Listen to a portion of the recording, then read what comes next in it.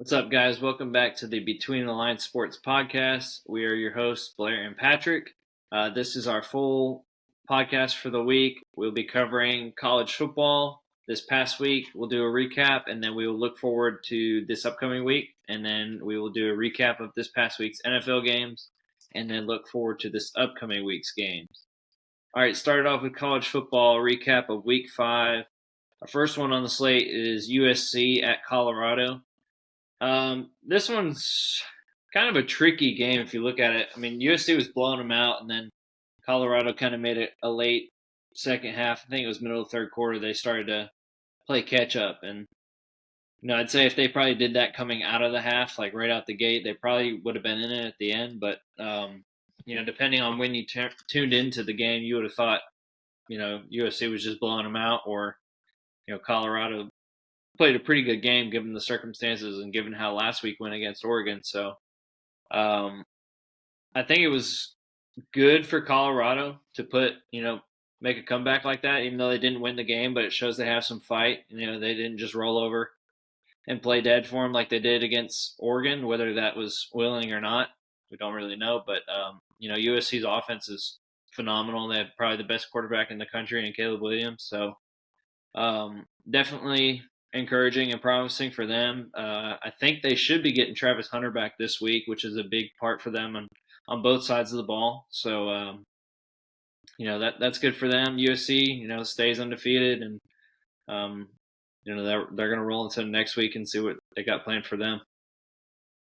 Yeah, I mean, I think that this game was just one of those cases we've seen a ton of times in college where the better team was just cruising and then they kind of shut it off a little too early.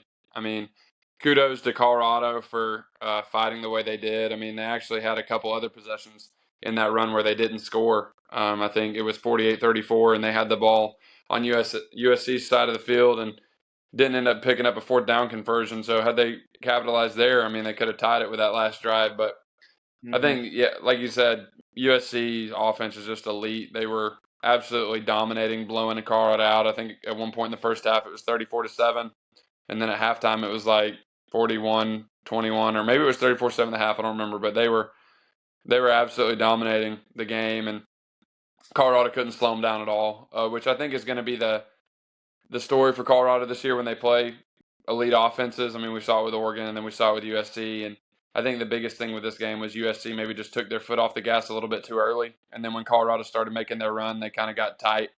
But luckily for them, they were able to still get it over the finish line and get the job done.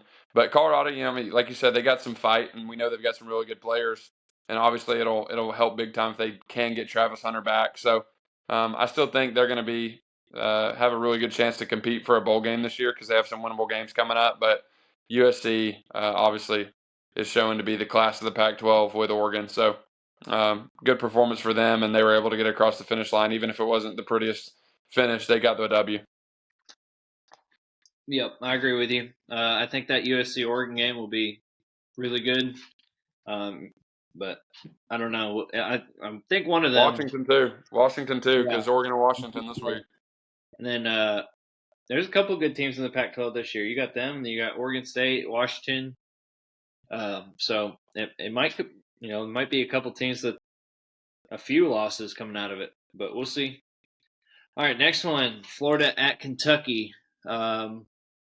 Kudos to you. You definitely called Kentucky winning. I didn't see it going into it. I would have been betting on Florida if they were favored, but Kentucky just kind of.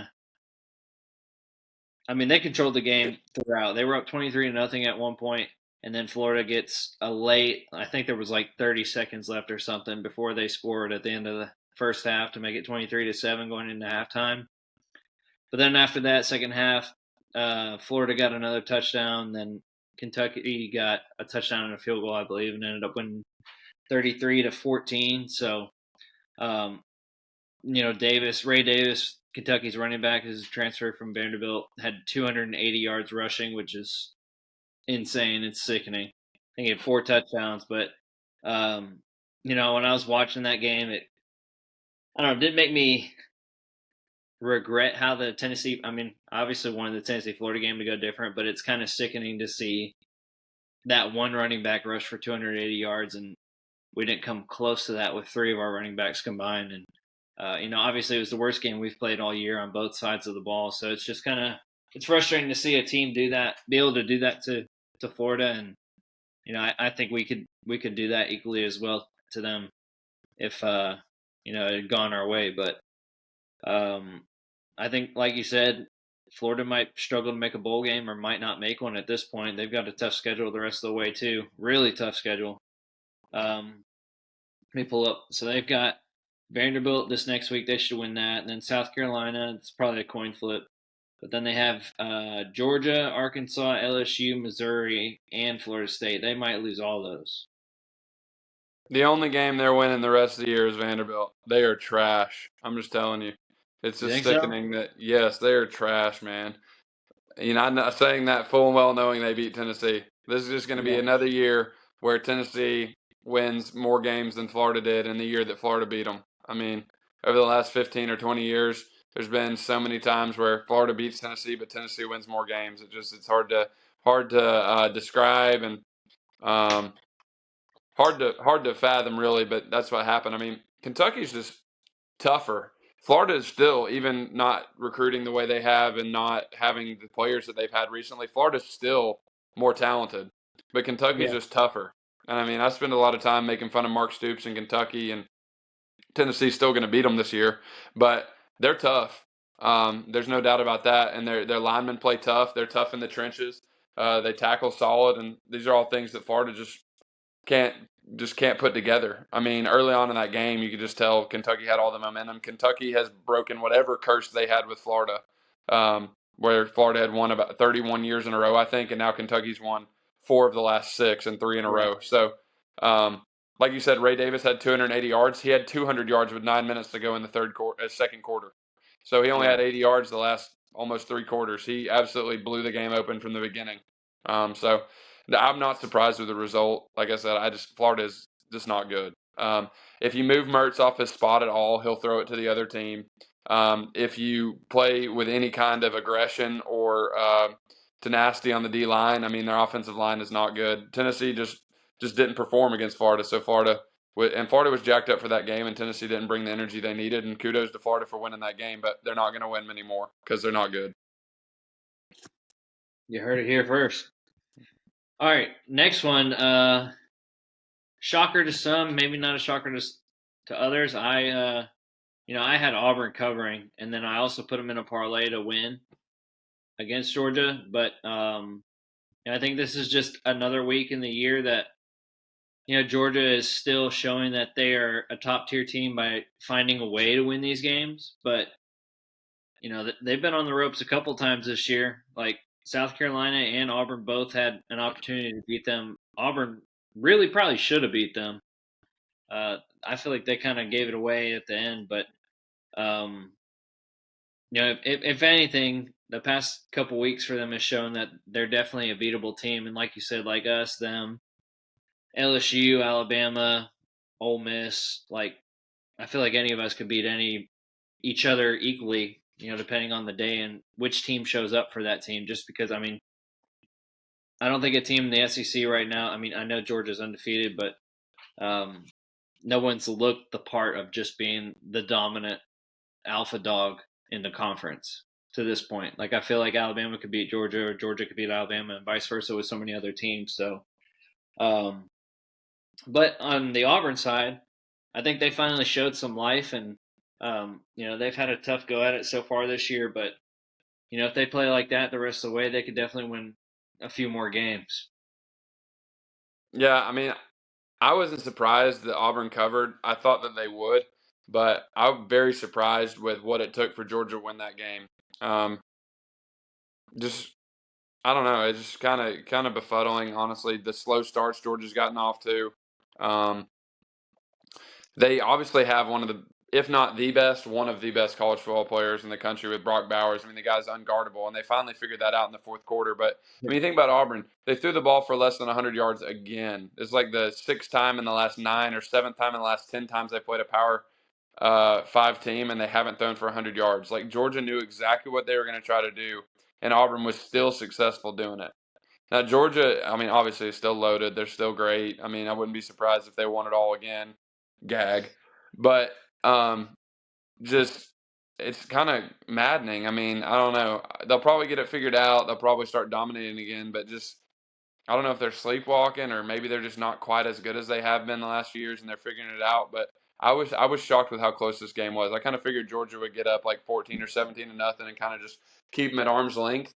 But they Yeah. really struggled. I mean, they really struggled. I mean, this is a 2020 game with 6 minutes left, and Georgia finally punches it in and finds a way. So kudos to them. Not saying they're not a great team, but just kind of confusing at what they're doing. And again, shouldn't be confused or surprised. It's college football. And the way they've Yeah. dominated the last 2 years, they could be being complacent, or they could have just. This could be the year where they lost a lot, to where it's going to be hard to replace that, and somebody is able to get them. But I was very shocked at how close it was. Not that Auburn covered, but that how it was like. I mean, the game was in question. I mean, pretty much the entire time it was being played. So, hats off to Georgia for finding a way to win. I think that's like 21 or 22 games in a row that they've won, but they continue to look vulnerable. So I still think that somebody, I don't know who, but I think somebody is going to get them this year. Yeah. Yeah, I think so too. One thing about Georgia, probably over the last 3 or 4 years, I think hands down they're the best second half team in college football. It doesn't matter who they're playing. Anytime they've been down or it's been a close game going into the halftime, they somehow, I don't know if they make just a ton of halftime adjustments that just go unmatched going into the second half, but they always come out second half and finish strong and find a way to win. And that's what separates them from a lot of other teams, just finding a way to win in those tough situations. So Yeah, um, I mean, like you yeah, said, the second half adjustments, but with them, I mean, I can't stand Kirby Smart, but the guy is an unbelievable motivator, and it's obvious that they can like pinpoint something to take away that just completely destroys the other team's game plan. Like last year against Tennessee. Now, last year their defensive line was so much better than it is this year. It's not even funny, which that's going to happen when you have the number one overall pick with Carter. But all the pieces around him were better too. But last year, one thing they said they were going to take away is we're taking away Hooker's scramble. So a lot of quarterbacks, they scramble outside of the pocket. But where Hooker was great was scrambling in between the tackles. Like he would suck up all the outside rush and then he would scramble in the middle of the field. And they basically just pressed the guards into the pocket and are like, hey, you're not scrambling up the middle today. And that completely destroyed Hooker's like sandlot ability that he would do with the scrambling. So there's no doubt they're a great second half and adjustments team. He figures out and takes away your best thing on offense. So, like, I agree with exactly what you said because the guy just finds a way to disrupt offenses. And I mean, credit to them for getting it done again. All right, next one was Kansas at Texas. Not too much to say about this one. At halftime it was 13-7, so thought it was going to be a little bit closer, but then Texas kind of opened it up in the second half and won 40-14. But at the bottom line, it just kind of solidifies that thought that Texas definitely looks like a playoff team this year, and possibly the most dominant to this point as far as their record and who they played. So nothing much more than that. Yeah, I agree with what you said. I mean, honestly, probably if you're ranking it based off of solely this year, they probably are number one, just based off that win over Bama on the road. They played a solid Wyoming team that's 4-1 outside of conference. And then Kansas was no slouch. Now they didn't play Kansas at full strength because Jalen Daniels was hurt, and that game was still 20-14 in the second half, and Texas pulled away. I would like to see how if that game would have gone any differently, or if how Texas would have defended Kansas with Jalen Daniels playing. But like you said, kudos to them for pulling away in the second half, and obviously one of the most impressive teams this year to this point. All right, next one was LSU at Ole Miss. This was a heck of a game too. This one could have gone either way. I think to this point, Ole Miss definitely needed it more. They just came off a loss to Alabama, which they, played Alabama pretty tough for about 3 quarters, and then Alabama kind of pulled away with it. But, at least for LSU, at least it was a game they lost that they were in it, and it was a really close loss versus the blowout loss to Florida State in Week 1. So I don't think it's going to hurt them too much as far as looking forward down the line and looking at the rankings. But I mean, they've got 2 losses already to, 2 good teams, obviously, but they've still got a tough schedule the rest of the way too. So I don't think that's going to be their last loss either. And I think Ole Miss will probably slip one up as well. Just I don't know. The West is kind of weird this year. I don't really know who's going to come out of the West and go to the championship. Yeah, I mean, like you said, this game had everything. Ole Miss gets a big lead. LSU fights back. They get a decent lead in the second half, and then Ole Miss pulls it out of the fire at the end, and then has to get a goal line stop. Basically, I mean, this is a cardiac arrest game for both fan bases and the coaches. Over 1,400 yards of offense. I mean, just crazy game. And both offenses are extremely elite. Both defenses are extremely suspect, especially LSU's. I actually think Ole Miss has a much better defense than LSU this year. It was just kind of they both got caught up in I guess, a shootout game. But like you said about the West, I mean, hopefully A&M will beat Alabama this week, and then we'll have A&M will have no losses, and all the other teams will have at least one loss, and then we'll have pure chaos. So, just would like to see that happen. But like you said, I mean, just this was a crazy game, and obviously I was at the Tennessee game when it was ending, but I went back and watched the highlights, and it's like a 22-minute highlight package. It's freaking insane. So this game was quite the game, and probably one of the games of the year in the league. Honestly, the way that they were just throwing the ball over the yard, running the ball, a great game, showcasing two offenses, and Ole Miss was just able to finally pull one out. It seems like they've lost a bunch of games like this over the last few years, but they got this one done. Yeah, A&M does have the one loss to Miami though early in the year. Yeah, but I was just talking SEC Oh, record. gotcha. Yeah. Yeah, I mean, it's gonna. I don't know what it's gonna come down to as far as who comes out of that Yeah, I side. mean, we had LSU going into that Florida State game. They were ranked fifth, and everybody's Yeah, talking about if they win that, they're in the track to if they beat Alabama in the national championship. I mean, they've got 2 losses before September's over. I mean, they're out of national championship now. It's like, are they going to stay in a January bowl game? Because like, if they lose one more time, I mean, they're going to be sliding. yeah, So yeah. Because I mean, there's way too many like top tier teams who are still undefeated to this point, and some of them have to play each other still, like Ohio State, Michigan, and Penn State. But I mean, you got Texas who I don't know. They'll probably slip one up too to like I don't know Oklahoma or somebody. Do they play this week? Texas yeah, Oklahoma. yeah, they play Yeah, this week. I feel like they'll slip up to somebody. They've had a couple you know questionable games and then find a way to win it or pull away in the second half, something like that. But um, I don't know if there's. This might be the year that there might not be an undefeated team going into the playoffs unless maybe Georgia finds a way, just because other than Kentucky and us and the SEC championship, if they make it there, they don't really play anybody that should beat them or have a chance to beat them. Yeah, The rest they've got the easiest path to going undefeated, but um, we'll see. All right, next one was Notre Dame at Duke. This was another good game, one score game.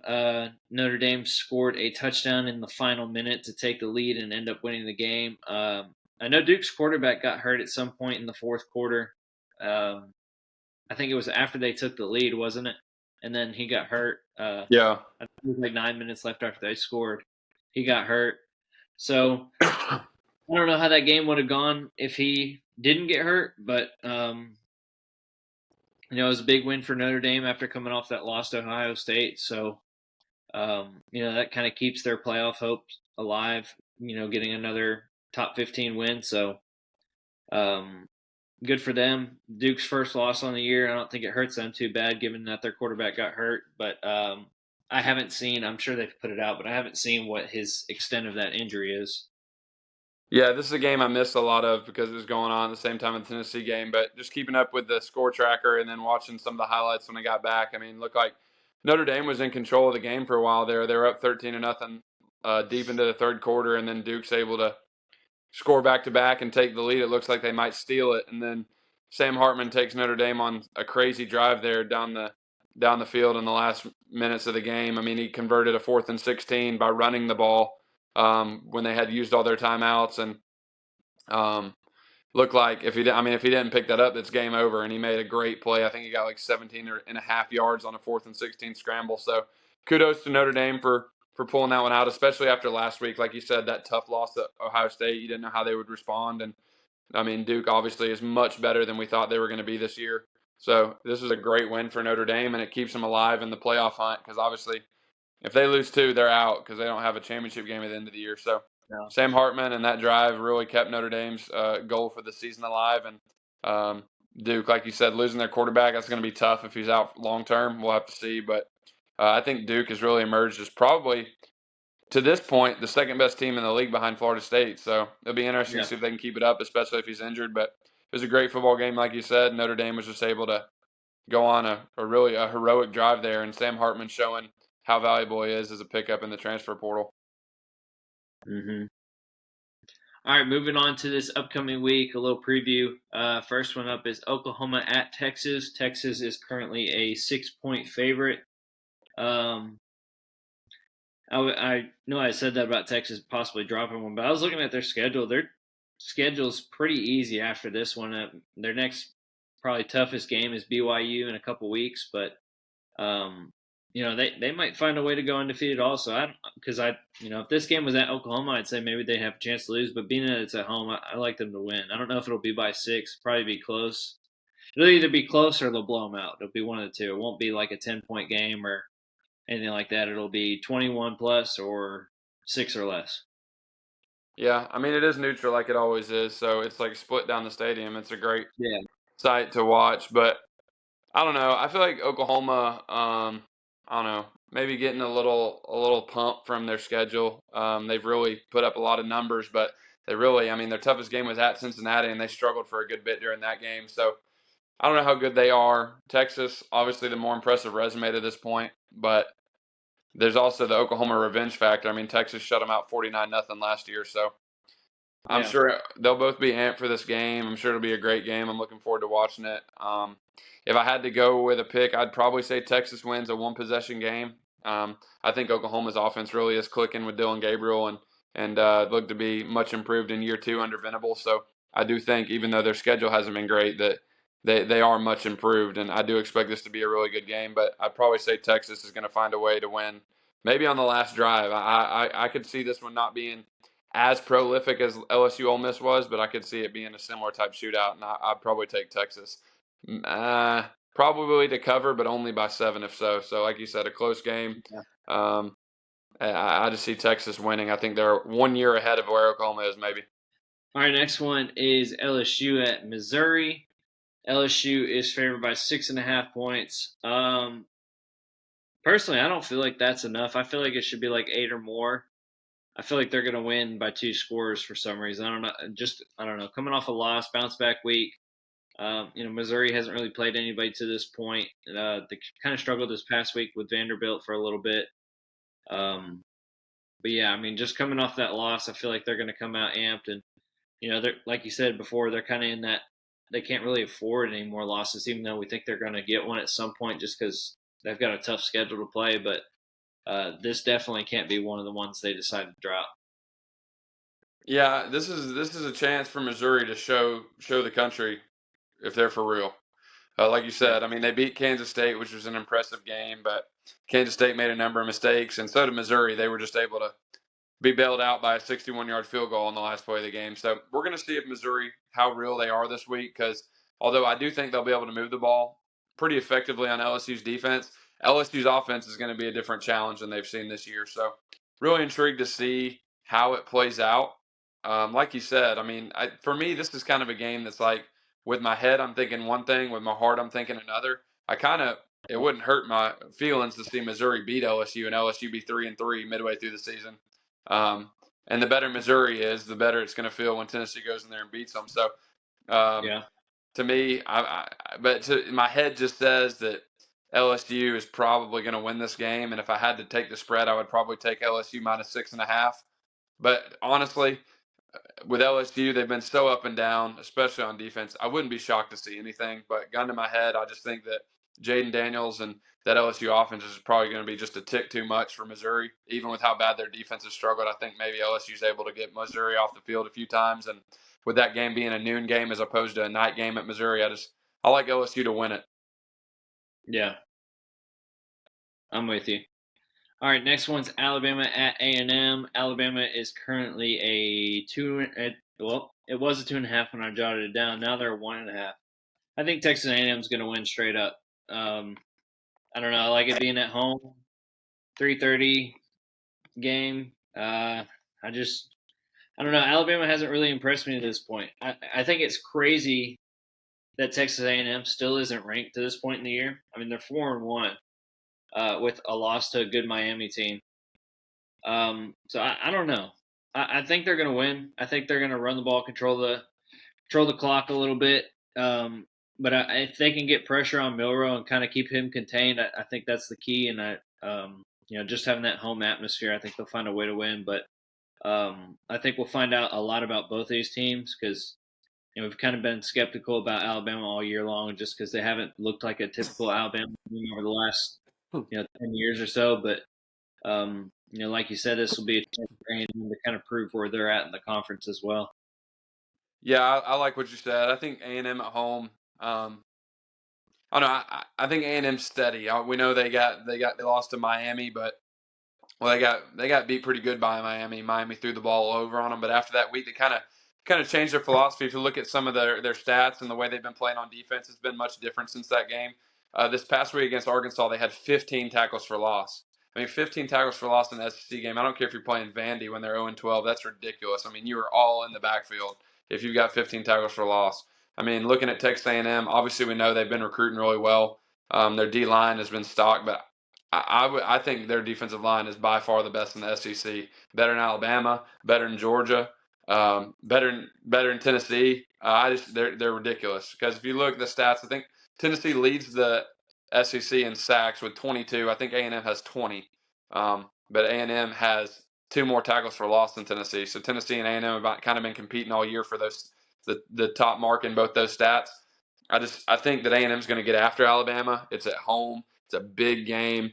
I can't think it's kind of like this is not that it's right to think this way, but for A&M fans, this is probably like if Jimbo doesn't win this game, it's really going to turn up the heat on his seat because it's like this is year 6, I guess, and we're still. I mean, this is a game we need to win. I think Alabama's kind of reverting back to what they used to be. They're really relying on that defense, and it's obviously much improved this year. But any game where you're going to have to score a bunch of points or some kind of shootout, I don't see Alabama winning that game this year. Like we've talked about, Milroe's a great athlete; he can scramble. But if you're having to rely on him to throw the ball down the field and move up tempo offense and do that kind of stuff, I just don't see that happening. So I agree with you. I would take A&M in this game, and I want A&M to win because I don't want them coming to Knoxville on a loss. I want them coming in off that high beating Alabama. So I'm going to take A&M to win this game. Yeah. All right, next one's Kentucky at Georgia. Georgia is favored by 15 now. I think that's a bit much. I mean, I might be, playing with my heart instead of my head, but if this game were at Kentucky, I would like Kentucky to possibly pull off the upset. I don't know if they will. Even though it's at Georgia, I like them to keep it close though. But I do think Georgia will win, but I think it'll be closer than 2 touchdowns. Georgia big. Kentucky is about to get exposed. They're good. Their D line's good. Their offensive line's good. Ray Davis is good. Georgia's way better, way more physical. It might only be a 14-point game, 17-point game, but Georgia's winning this game. They're not losing to Kentucky at home. There you have it. All right, next one, Notre Dame at Louisville. Not too much to say about this one. I think Notre Dame is favored by 6.5.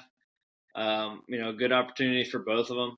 Another good win on the resume. Top 25 matchup as Louisville just moved into the top 25 this week. They haven't played a real stellar opponent yet, so I do like Notre Dame to win. I do like them to win by 6.5 too, even though it's on the road. I just think they're the better team up and down. The quarterback experience, definitely the better quarterback. I think that'll matter at the end of the day. Yeah, like you said, Louisville really hadn't played a great opponent yet. They did beat Georgia Tech, who was looking much improved until they lost to Bowling Green this past week. So I will say Louisville's offense is really good, really good. Mm-hmm. You can see Brom has come in there, and there was already some pieces there for him. He brought one of his quarterbacks with him from Purdue with Plummer, and they're really moving the ball well. So I do think this will be a challenge for Notre Dame, but they do have a really good defense, and obviously Sam Hartman is really starting to, even though they didn't score a ton last week, that game-winning drive, I mean, they're moving the ball pretty well. So I expect Notre Dame to win this game. I do think it will be competitive, and I do think that Louisville will be in the game in the second half. But like you said, if I had to go with it, I'd probably take Notre Dame to cover. All right, last one on the week is Arkansas at Ole Miss. Ole Miss is a 11.5-point favorite. I do think Ole Miss is going to win. I think 11.5 is a little bit much. I mean, if you look at Arkansas' schedule and who they played, they really could be 4-1 right now. They could have won that game against BYU, and they could have beat LSU. They lost to LSU by 3 and lost to BYU by a touchdown. So, both those games were close. I think they had an opportunity to win both of them. So they really could be 4-1 with just really the loss to A&M, which was by 12, I think. So I don't know. Ole Miss, they've jumped on a lot of teams early, like Alabama, which they probably should have won that one. But that's their only loss of the year. But they had an impressive win this last week. So I don't know. I don't know if Ole Miss will come out, kind of on a high from the LSU win, which was a big win for them. But I like it to be closer than 11.5. But I do think Ole Miss will win. Yeah, Ole Miss is going to win, but take the over. This is going to be just like last week. Arkansas's offense isn't as good as LSU's, but they're going to move the ball as well. Ole Miss might be a little flat early, like you said, big win last week. The way that they won, they could be flat early. It might be a game where Arkansas gets up and Ole Miss has to chase them. But I just think ultimately Ole Miss's offense is just too much. Arkansas's offensive line is a little too inconsistent, so I expect it to be real competitive. Just think that Ole Miss at home will get it done. All right, moving on to NFL. We'll do a recap from this past week of Week 4. First up is, sadly, the Steelers at Texans game. Not a whole lot to say about it. I mean, it's the worst game they've played all year. Defense looked bad.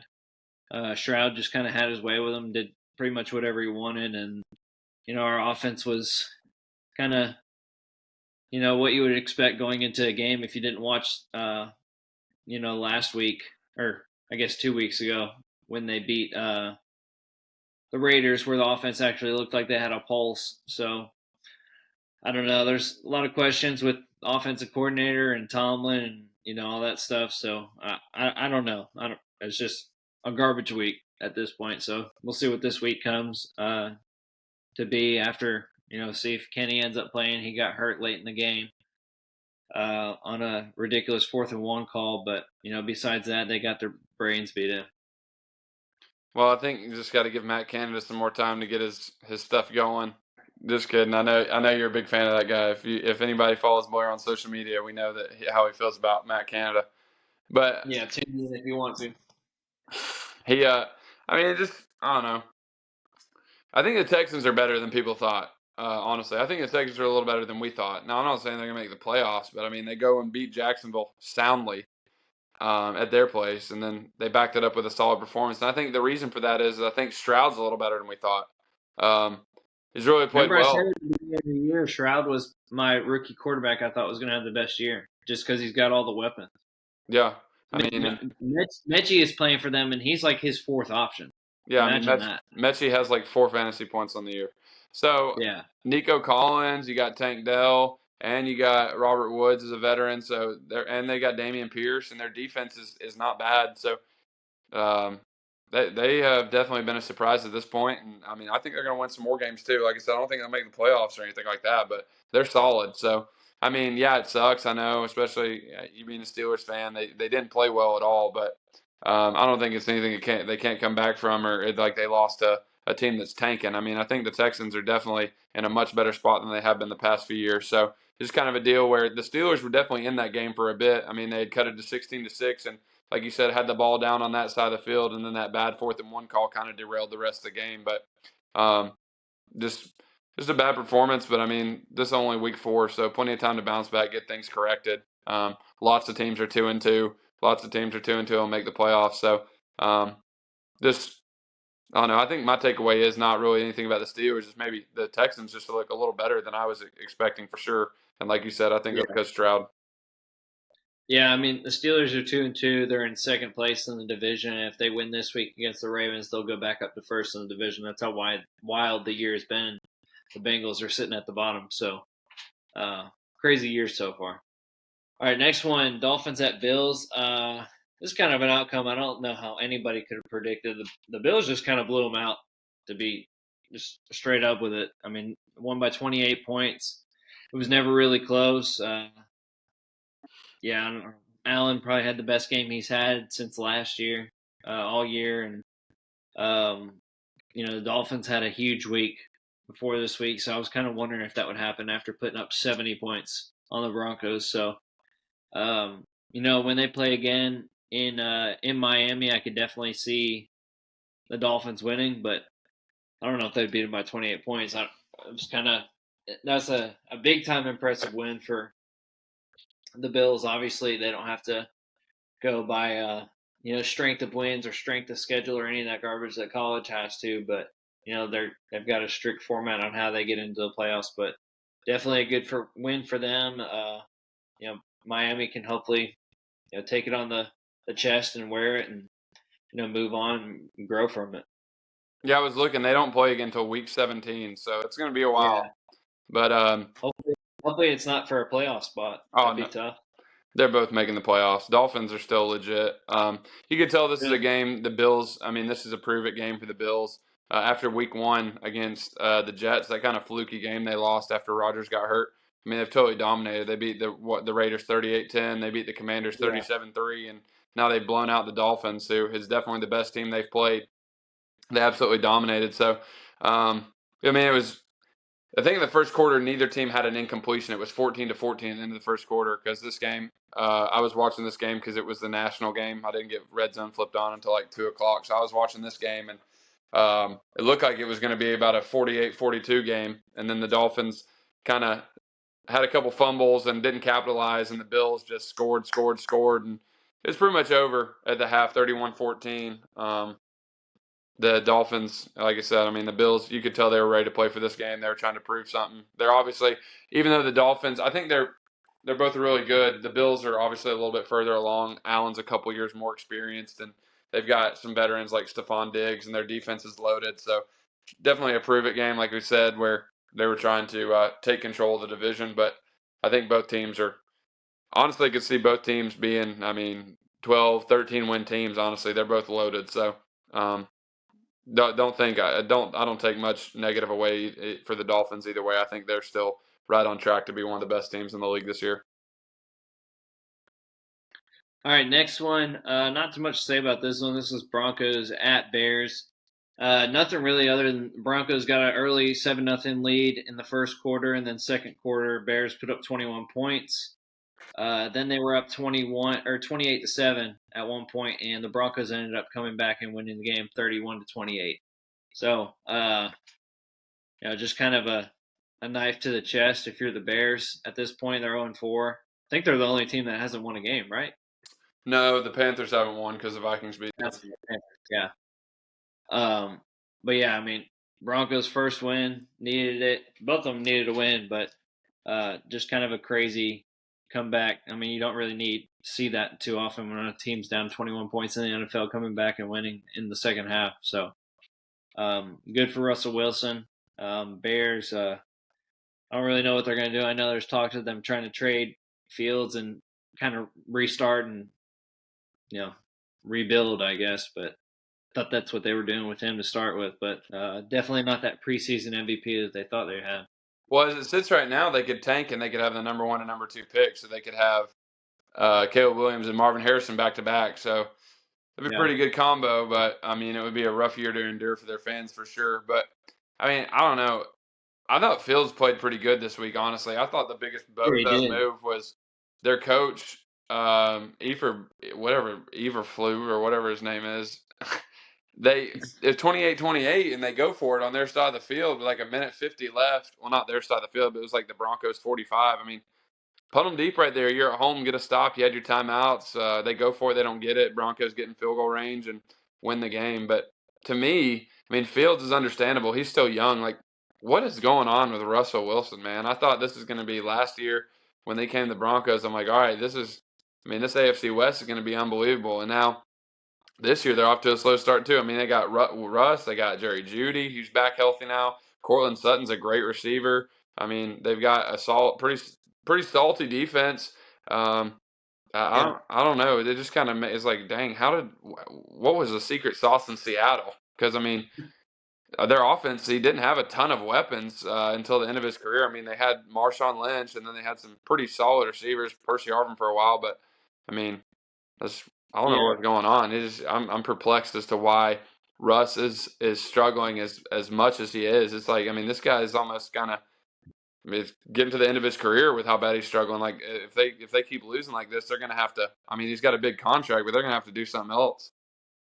Yeah. I mean, to this point, for them to make the playoffs, I think they had to be 3-1 with a loss to the Dolphins, probably.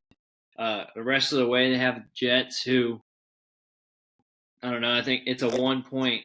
Denver's favored by 1.5, so that's really kind of a toss up. But then they have the Chiefs, then they have the Packers, then they have the Chiefs again, then they have the Bills, the Vikings, the Browns, the Texans, the Chargers twice, the Lions, and the Patriots, and then the Raiders one more time. Like, I don't know, we're talking maybe 3 or 4 wins the rest of the year. Yeah, I If mean, you're just unless they get looking, something else figured out, I mean, they're gonna yeah, struggle. tough. Definitely looking like them and the Raiders are going to be battling for that bottom spot, that division. Yeah, So for sure. we'll see. All right, next one: Rams at Colts, overtime game. Didn't really expect it. I think Anthony Richardson is, you know, as much as it pains me to say, he's kind of playing better than a lot of people thought he was going to play.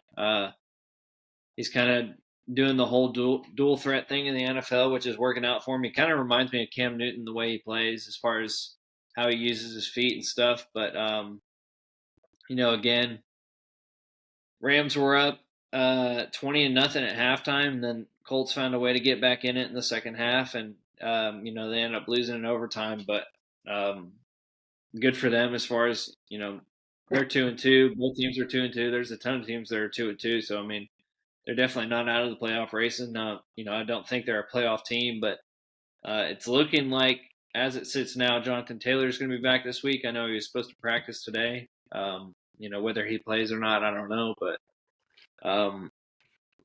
maybe they did find their guy in Anthony Richardson. I think they need some more pieces around him and see where it goes from there, though. Yeah, like you said, just kind of a classic NFL game. Rams up 23-0. Colts tie at 23-0.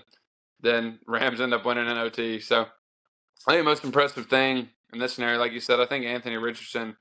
Like you said, I like the comparisons to Cam Newton, but I think he throws the ball better than Cam Newton. He's got a much more fluid Mm-hmm. motion, and he's really, I mean, he's connecting on some balls that he just didn't do at Florida. So I'm impressed with him to this point, but even more impressed with the Rams offense. I mean, you got an old guy like Stafford that's probably on the getting close to the very back end of his career.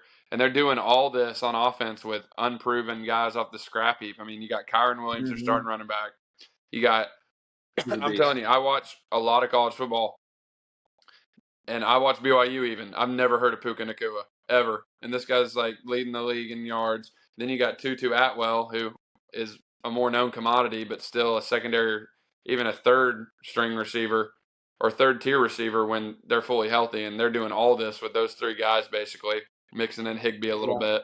So it's really impressive what the Rams are doing. I mean, if they can get Cooper Kupp back and mix him back in with Nakua and Atwell, I mean, their offense is going to be lethal. So impressed with the Rams Yeah. so far. I guess they're only 2-2, but I wasn't expecting much out of them, and they're doing a lot with a little. So impressed with them. All right, next one was Commanders at Eagles. Not too much to say about this one. It's just a tough division matchup. Only thing, I know the Eagles are 4-0, but it hasn't been easy for them by any means. I mean, this one went in overtime. The Patriots in Week 1, they had to stop them on a last drive.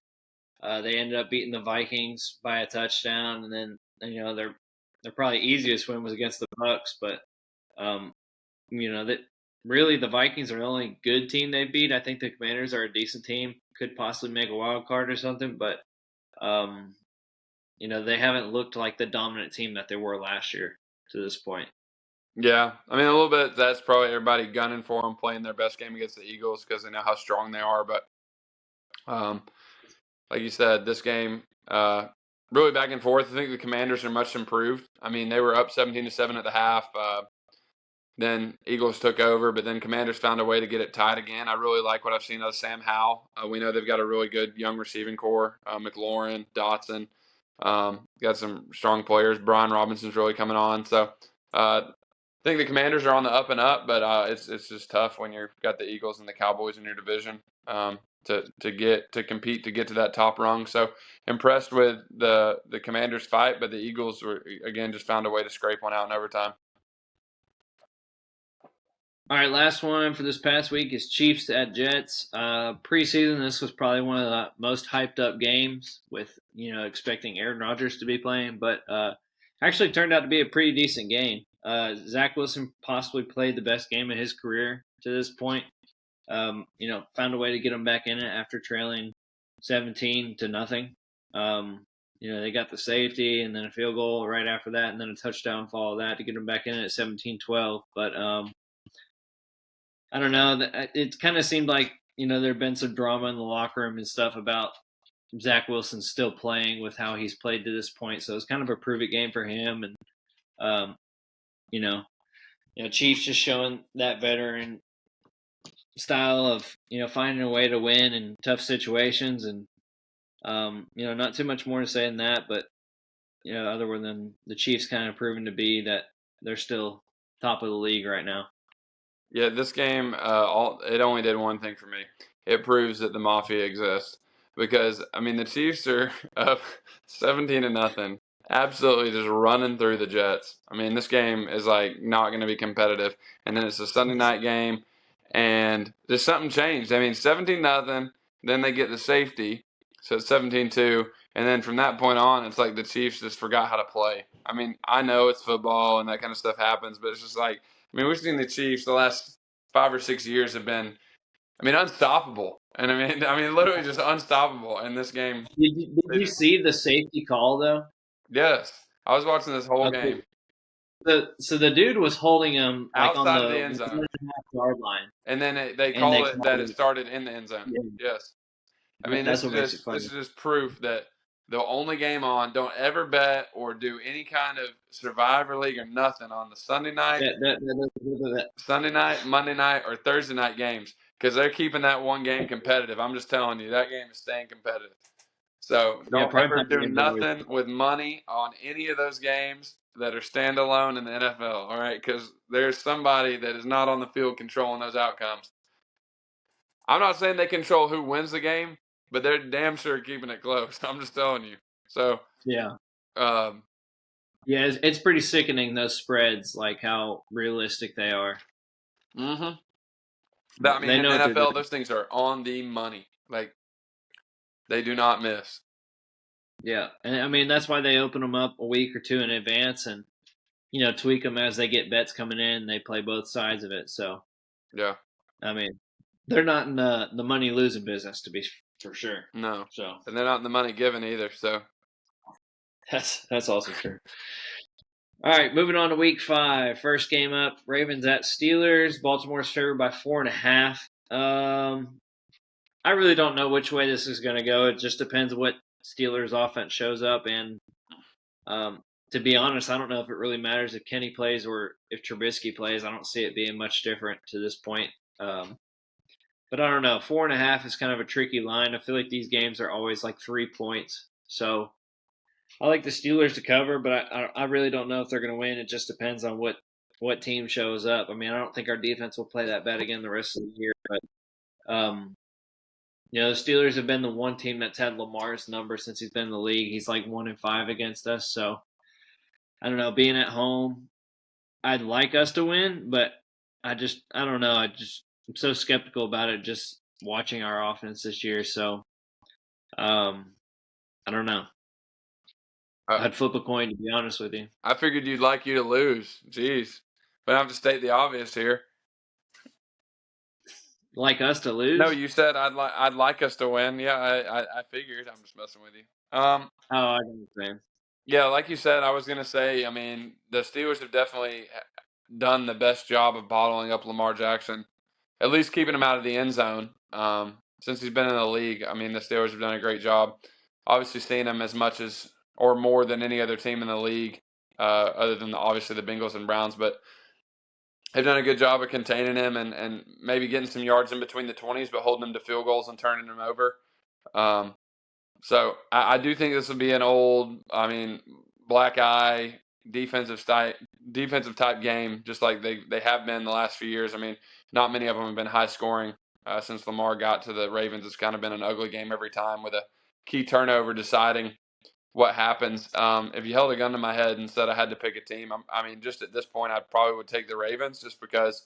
The Steelers' offense has definitely struggled, but it's in Pittsburgh, so I would not be shocked at all if they made a big play on defense, or kind of like that Browns game. They just kind of just stayed in the game long enough to make a big play, strip sack, something like that, to get them in field goal range or to score a touchdown on defense. So, wouldn't be surprised either way. I think they'll probably still end up splitting this series this year, regardless of how good or bad either team is. But just early in the season right now, with the Steelers still trying to figure some things out, especially if Pickett can't play, I don't see Trubisky beating the Ravens. So, if Pickett can play, I'd give him a much better chance. But right now, not knowing, I would say I would take the Ravens probably to win by like a field goal.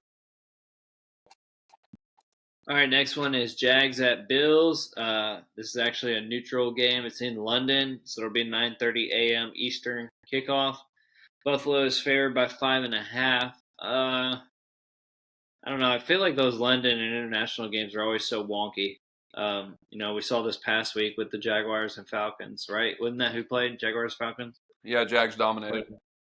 Yeah, so, I saw them winning that one, but, seeing what we've seen from the Falcons this year, I thought it'd be a little bit closer, but I don't know. If the Bills play anything like they did this past week, they should win by multiple scores, but, being over there and being that the Jags have already been over there and kind of had that time to adjust everything and prep for the games, it might be a little closer than we think. But I like the Bills to win. I just don't know about that spread. It's kind of a weird number.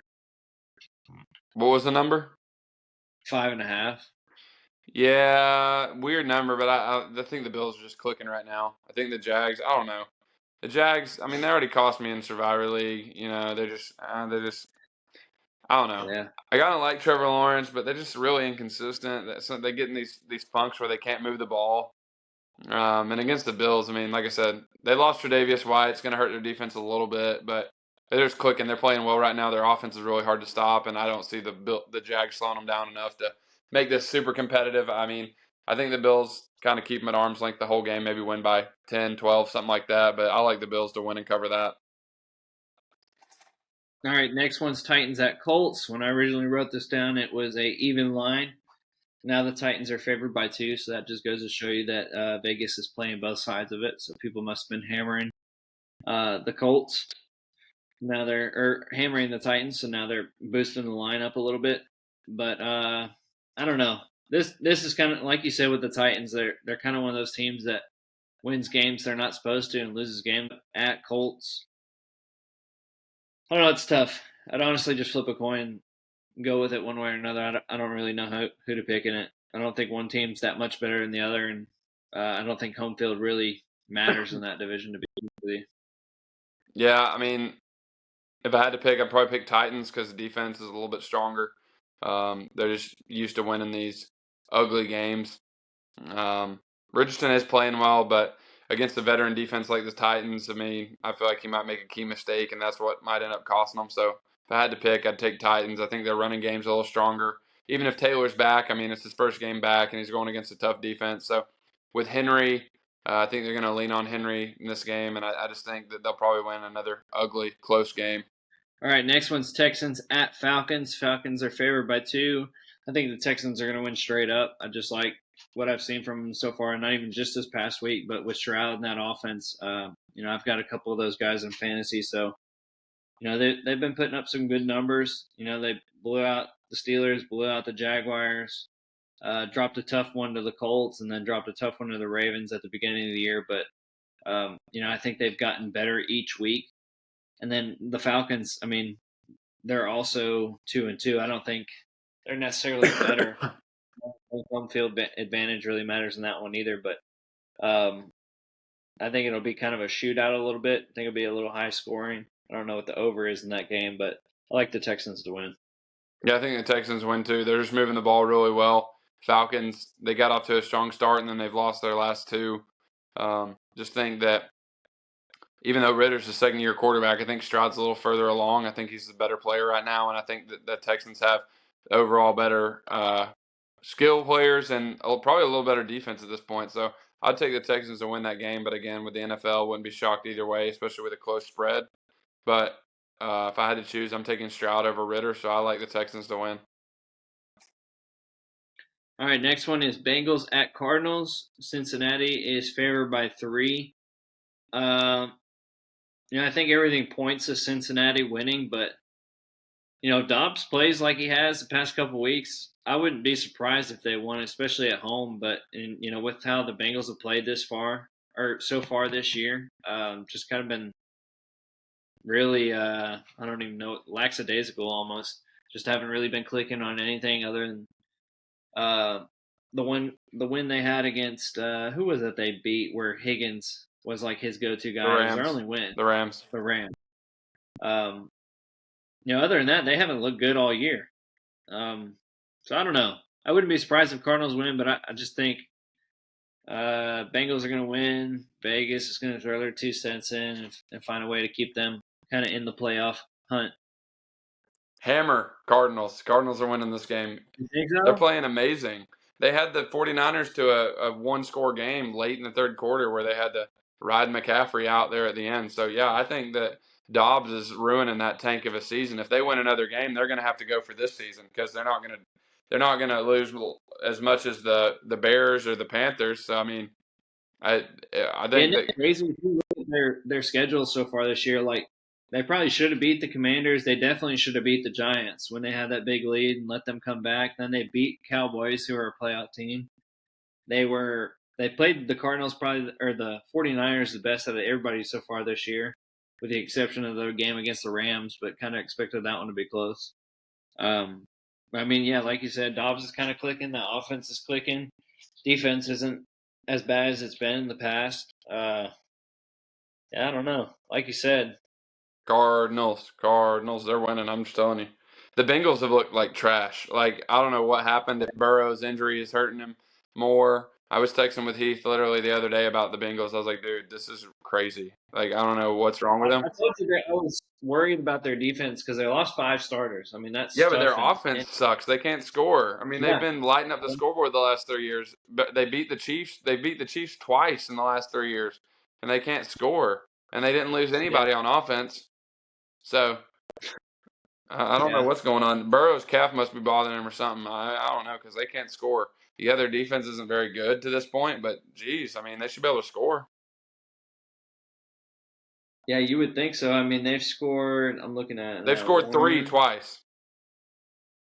1, 2, 3, 4. They've scored 4 touchdowns all year and only scored a touchdown in 2 games.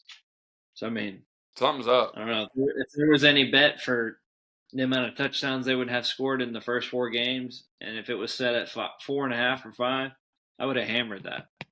Yeah. Like I don't know what's up, but they the past 2 years, that's crazy. Yeah, something's up. Mafia. No, not on that one. The Mafia wants shootouts. Yeah. All right, next one, Eagles at Rams. Eagles are favored by 4.5.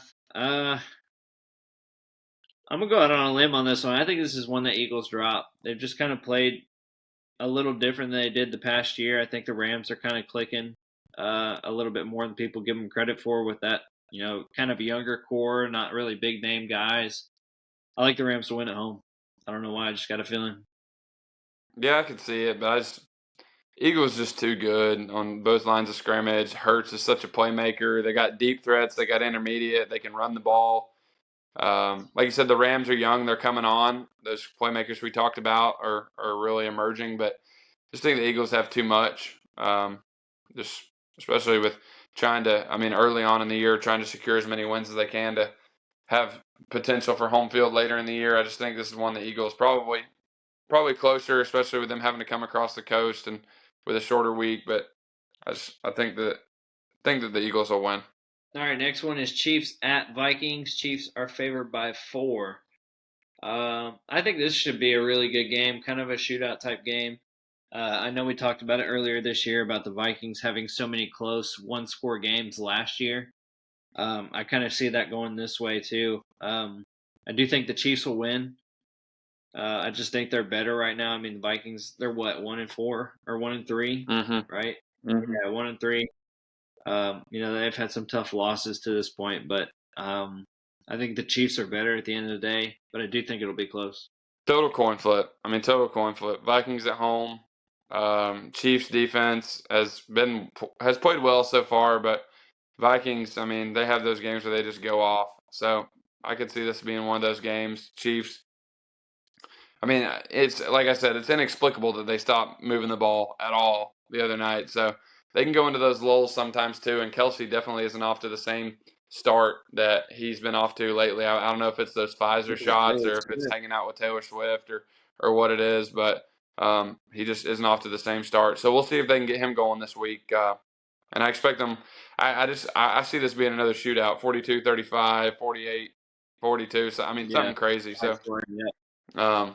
But Chiefs probably get it done. Wouldn't be shocked if Vikings win, though, especially, I mean, the Vikings need it more. So we'll see what happens, but I won't be shocked with any outcome, but I do expect a lot of points.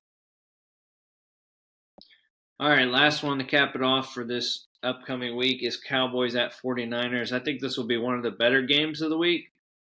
Two really good defenses, two pretty good offenses as well. I do think the 49ers will win, being that it's at home. I just think they're the better team on offense to this point. They're kind of the more rounded team on both sides of the ball.